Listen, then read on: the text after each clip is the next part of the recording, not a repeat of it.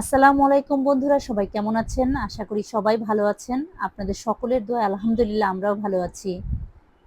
তো আজকে এই যে নতুন একটি ভিডিও নিয়ে আমি আপনাদের সামনে হাজির হয়ে গেলাম। তো সেদিন আমরা গিয়েছিলাম হোটেল ব্লু মুনে। আনিকের রিসেপশনের প্রোগ্রাম ছিল ওখানে। তো এই যে নতুন বর বউ, মাশাআল্লাহ ওদের খুব সুন্দর মানিয়েছে। খুব ভালো লাগছে ওদের দুজনকে, সবাই ওদের জন্য দোয়া করবেন। আর এই যে রিচির কোলে আয়রামণি, খুব সুন্দর দেখেন তাকিয়ে আছে, কি সুন্দর মাশাআল্লাহ। সে ছবি তুলছে ওদের সাথে। তারপর আমরা চলে গেলাম খাবারের সেকশনে। ওখানে গিয়ে দেখি অনেকেরই খাওয়া হয়ে গিয়েছে। আমাদের আসলে ওই দিন যেতে একটু লেট হয়ে গিয়েছিল। তো বিয়েবাড়ি খাবার বলে কথা, আসলে অনেক মজা হয়েছিল খাবারগুলো। আর আমার তো বরাবরই বিয়েবাড়ি খাবার ভালো লাগে। কার কেমন লাগে আমাকে একটু জানাবেন কমেন্টস করে। যাই হোক, খাওয়া শেষ করে আমরা তিনতলায় এসে দেখি আমার আয়রামণি আজরার কোলে বসে আছে আর সবাই তাকে ঘিরে আছে। আর সে চুপ করে সবার আদর নিচ্ছে। ওর সবাইকে লাগবে। ও আমার হাত ধরে আছে। সে সবার কোলে কোলে চড়েছে। যাই হোক, এই যে তারপরে আমি আরিশা অদ্রির একটু ছবি তুলে নিলাম। আর ওই দেখেন আমার আয়রামণি একজন থেকে আরেকজনের কোলে চড়ে বেড়াচ্ছিল। খুব মজা পাচ্ছিল সে।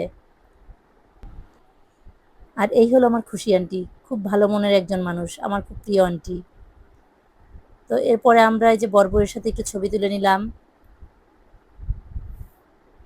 আর এই হলো প্রাচী আর ওর হাজবেন্ড, ওরাও রিসেন্ট বিয়ে হয়েছে। খুব ভালো আমার বোনটা। তো ওদের সবার সাথে ছবি টবি তুলে কথা টথা বলে আমরা বের হয়ে গেলাম বাসার উদ্দেশ্যে। কিন্তু বেলি রোডে এসে আর ওরা বাসায় ঢুকলো না। দুই বোনই বায়না করলো যে আম্মু চলো একটু ঠান্ডা খাবো। আর আমার ছোটর অবস্থা দেখেন, সে বাবার কোলে বসলে মনে হয় আর কাউকেই চিনে না। বারবার অদ্রিকে যেন কেমন একটা করছিল।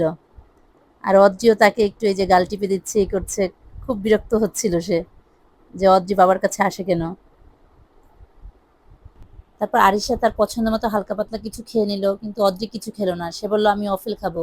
তাই ওখান থেকে বের হয়ে আমরা অফেলের দোকানে যাই এবং অফেলটা বানাচ্ছিল সেটা আমি খুব সুন্দর করে ভিডিও করলাম।